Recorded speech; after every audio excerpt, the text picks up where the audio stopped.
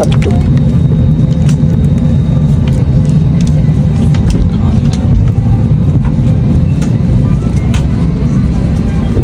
شكرا لكم.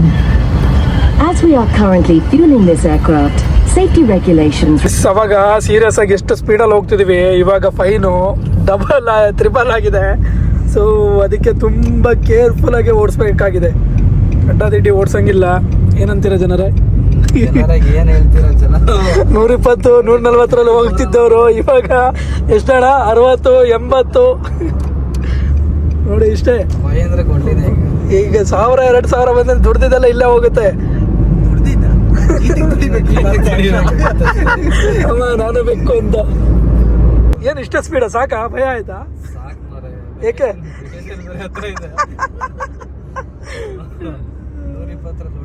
120 ನೋಡ್ದು 500 ಬಂದು ಕ್ಯಾಮ್ರಾ ಬೇರೆ ಇಲ್ಲ. ಆ ರೋಡ್ ಆ ಸೈಡಲ್ಲೆಲ್ಲ ಇರುತ್ತೆ ಗೈಸ್. ಆ ಸೈಡ್ ಏನು ನೋಡ್ತಿದ್ದೀರಾ? ಎಲ್ಲೆಲ್ಲಿದೆ ಅಲ್ಲಿ ಇವಾಗ ಕಾಣಿಸಲ್ಲ. ಇವಾಗ ಸ್ವಲ್ಪ ಕತ್ತಲಾಗಿದೆ. ಮರದಲ್ಲೂ ಸಮೇತ ಕ್ಯಾಮ್ರಾ ಹಾಕಿರ್ತಾರೆ, ಫಿಕ್ಸ್ ಮಾಡಿದ್ದಾರೆ. ಹೆವಿ ಅಟ್ರಾಸಿವ್ ನೋಡಿ. ಕ್ಯಾಮ್ರಾ ಬೋರ್ಡೆಲ್ಲ ಸೈನ್ ಬೋರ್ಡೆಲ್ಲ ಹಾಕಿದ್ದಾರೆ. ಆ ಸೈಡ್ ಹೋದ್ರೆ ಆ ಟ್ರ್ಯಾಕಲ್ಲಿ ಲಾಸ್ಟ್ ಟ್ರ್ಯಾಕಲ್ಲಿ ಹೋದ್ರೆ ಗೊತ್ತಾಗುತ್ತೆ, ಸಿಗುತ್ತೆ. ನಾವು ಇವಾಗ ಗೋಲ್ಡ್ ಸಿಟಿಗೆ ಹೋಗ್ತಾ ಇದೀವಿ.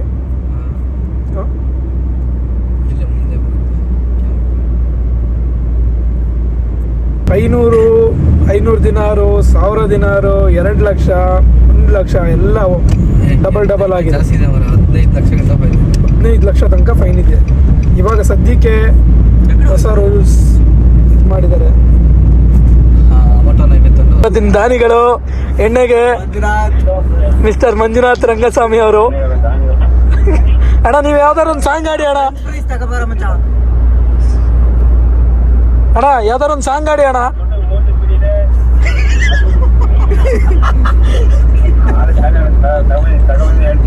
ಒಂದು ಕಾರ್ಟೂನ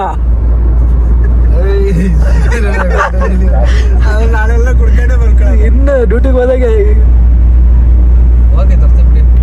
ನೋಡಿ ಗಾಯ್ಸ್, ಅಲ್ಲಿ ಕಾಣಿಸ್ತಿದ್ಯಾ ಕ್ಯಾಮ್ರಾಗಳು? ನೋಡಿ ಗಾಯ್ಸ್, ಇದೆ ಕ್ಯಾಮ್ರಾ ಗಾಯ್ಸ್. ಇದು ಇಷ್ಟೇ ಬ್ಯಾರಿನ್ ಏನ್ ನೋಡ್ತಿದ್ದೀರಾ? ಇಷ್ಟೇ ಇದೆ ಬ್ಯಾರಿನ್. ಇದೇ ಮೇನ್ ಸಿಟಿ. ನೋಡಕ್ಕೆ ಫಾರಿನ್ ತರ ಕಾಣೋದು ಇಲ್ಲಿ ಮಾತ್ರ ಅಷ್ಟೇ.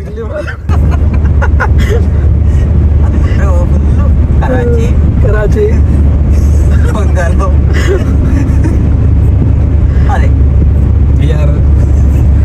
ಬಿಹಾರು, UP. ನೋಡಿ ಗಾಯ್ಸ್, ಇವಾಗ ಫೈನ್ ಬಂದು ಜಾಸ್ತಿ ಆಗಿರೋದ್ರಿಂದ ಯಾರು ಸ್ಪೀಡಾಗಿ ಹೋಗ್ತಾನೆ ಇಲ್ಲ. ಒಂದು ನಾರ್ಮಲ್ ಸ್ಪೀಡಲ್ಲೇ ಹೋಗ್ತಾರೆ. ಸೌದಿ ಅವ್ರು ಬಿಟ್ರೆ ಇನ್ಯಾರು ತಿರ್ಗಾಡ್ತಿಲ್ಲ. ಆ ಟ್ರ್ಯಾಕಲ್ಲಿ ಲಾಸ್ಟ್ ಟ್ರ್ಯಾಕಲ್ಲಿ ನಾವೇ 100 120 130 ಹೋಗ್ತಿದ್ವಿ. ಬಟ್ ಇವಾಗ ನೋಡಿ ನಮ್ದು ಎಷ್ಟಲ್ಲಿ ಹೋಗ್ತಿದೆ? 80 ಹೋಗ್ತಿದ್ವಿ. ಅವ್ರೊಂದು 100 120 ಅಷ್ಟೇ, ಇಲ್ಲಾಂದ್ರೆ 140 ಹಿಂಗೆಲ್ಲ ಹೋಗ್ತಿದ್ರು. ಇವಾಗ ಹೆವಿ ಫೈನ್ ಬಂದಿದೆ. ಇದೇ ತರ ನಮ್ಮ ಇಂಡಿಯಾದಲ್ಲೂ ಬರಬೇಕು ಗಾಯ್ಸ್. ಸೀರಿಯಸ್ಲಿ ಹಿಂಗೆ ಇಂಡಿಯಾದಲ್ಲೂ ಬಂದ್ರೆ ಬರುತ್ತೆ ಇನ್ನೊಂದು 2 ವರ್ಷ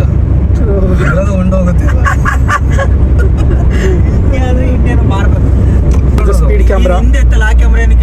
ಅದು ಸುಮ್ಮನೆ ಲೈಟ್ ಹೊಂದಿದೆ, ಕೌಂಟಿಂಗ್ ಸೀಟ್ ಬೆಲ್ಟ್ ಹಾಕಿದ್ರೆ ಇಲ್ವಾ ಅಂತದ್ದು ಅದು ಕ್ಯಾಮ್ರಾಗಳು. ಬ್ಯಾರಿನಲ್ಲಿ ಯಾರಿಗಾರು ನೈಟ್ ಔಟು ಇದೆಲ್ಲ ಹೋಗ್ಬೇಕು ಅಂದ್ರೆ ಬಾಡಿಗೆಗೆ ಗಾಡಿ ಸಿಗುತ್ತೆ. ಇವ್ರು ಡ್ರೈವರು ಹೇಳಿ ವಿತ್ ಡ್ರೈವರು ನಿಮ್ಗೆ ಎಲ್ಲಿ ಕರ್ಕೊಂಡು ಹೋಗ್ತೀರಾ? 12 1 ಗಂಟೆ 2 ಗಂಟೆ ನೋಡಿ ಬೇಕು ಅಂದ್ರೆ ನಮ್ಮ ಕಾಂಟ್ಯಾಕ್ಟ್ ಬೆಳಗ್ಗೆ ಮಾಡ್ಬೋದು. ರಾತ್ರಿ ಬೆಳಗ್ಗೆದಂಗೆ ಬೇಕಾದ್ರೆ ಕರ್ಕೊಂಡು ಹೋಗ್ತಾನೆ. ಸೊ ನಾವು ಗಾಡಿ ಎಲ್ಲ ಪಾರ್ಕ್ ಮಾಡಿದ್ವಿ ಇಲ್ಲಿ. ನಮ್ಮ ಮೇನ್ ಸಿಟಿ ಇದು. ನಾವು ನೈಟು ಬಂದ್ವಿ ಇಲ್ಲಿ ಗೋಲ್ಡ್ ಸಿಟಿ ಹತ್ರ. ನೋಡ್ತಿರ್ಬೋದು ಯಾವ ಥರ ಇದೆ ನೈಟು ವ್ಯೂ. ಗೋಲ್ಡ್ ಸಿಟಿ ಒಳಗೆ ಹೋಗೋಣ ಅಂತ ಮೈಕ್ ತಗೊಬರ್ಬೇಕಾಯ್ತು ಅಂತ ಇದೆ.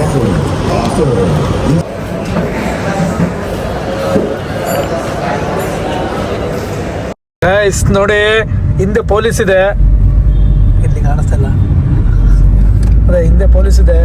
ಎಲ್ಲಿ ವೆಹಿಕಲ್ ನುಗ್ತಾರೆ. ವೀಕೆಂಡ್ ಆಯ್ತು ಅಂದ್ರೆ ಸಾಕು ಸಾಯ್ತಾರೆ ಸೌದಿ. ಸೊ ಈ ಸೌದಿಯವ್ರು ಬರ್ತಾರಲ್ಲ, ಹೆವಿ ಹಿಂಸೆ ಗುರು. ಫುಲ್ ಇವರಿಂದನೇ ಟ್ರಾಫಿಕ್ ಆಗದೆ ಇವರಿಂದ. ನೋಡಿ, ಇದು ಸೌದಿ.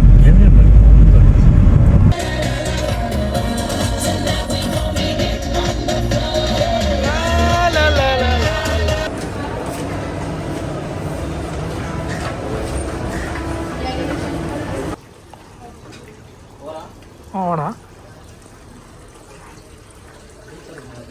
ಯಾವತ್ತವ್ರದ್ದು? ನಮ್ಮ ಕಡೆ ಎಲ್ಲರೂ ಇದರಲ್ಲಿ ಏನೋ ಹಳ್ಳ ಇದರಲ್ಲೆಲ್ಲ ಬಿದ್ದಿರುತ್ತೆ ನೋಡಿ, ಅದನ್ನೇ ತಂದು ಬಿಸ್ನೆಸ್.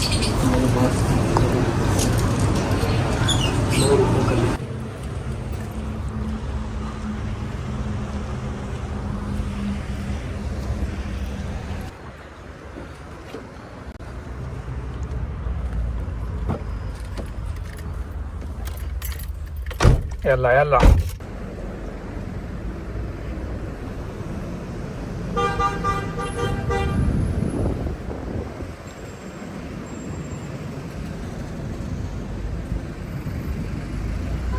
ಸೇಲಿಗೆ ಆ ಥರ ಇಟ್ಟಿರ್ತಾರೆ ಗಾಡಿನ, ಇಲ್ಲೇ ರೋಡಲ್ಲೇ ಬಿಟ್ಟು ಹೋಗಿರ್ತಾರೆ ಸೇಲ್ ಅಂತ ಬರೆದ್ಬಿಟ್ಟು. ಯಾರು ಬೇಕು ಅಂದರೆ ಕಾಂಟ್ಯಾಕ್ಟ್ ಮಾಡ್ಬೋದು. ಬಟ್ ನಮ್ಮ ಕಡೆ ಎಲ್ಲಿ ಹಿಂಗೆಲ್ಲ ರೋಡಲ್ಲೇ ನಿಲ್ಸಕ್ಕೆ ಬಿಡಲ್ಲ. ಬಿಡೋದ್ರಿಂದ ಅದು ಒನ್ ಡೇ ಇದ್ದರೆ ಮತ್ತೆ ನೆಕ್ಸ್ಟ್ ಡೇ ಇರೋದೇ ಇಲ್ಲ ಅಲ್ಲಿ ಗಾಡಿ, ಹಂಗೆ. ಸೊ ಗಾಡಿ ಎಲ್ಲ ಹ್ಯಾಂಡ್ ಓವರಿಗೆ ಕೊಟ್ಟಿದ್ದೀನಿ. ಇವಾಗ ಸ್ವಲ್ಪ ಕೆಲಸ ಇತ್ತು, ಹಾಗಾಗಿ ನಡ್ಕೊಂಡೇ ಹೋಗ್ತಾ ಇದ್ದೀನಿ.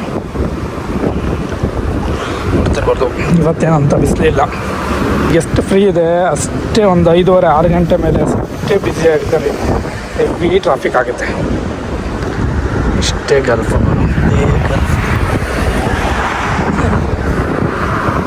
ಬಿಸಿಲಲ್ಲಿ ಕೆಲಸ. ಬ್ಯಾಂಕಿದು NBB ಒಂದೇ ಅಲ್ಲ, ಇನ್ನೂ ಇದೆ. ಎಲ್ಲ ಬ್ಯಾಂಕ್ ಇದೆ, ಮತ್ತು ಏನೇನೋ ಇದೆ ತುಂಬ.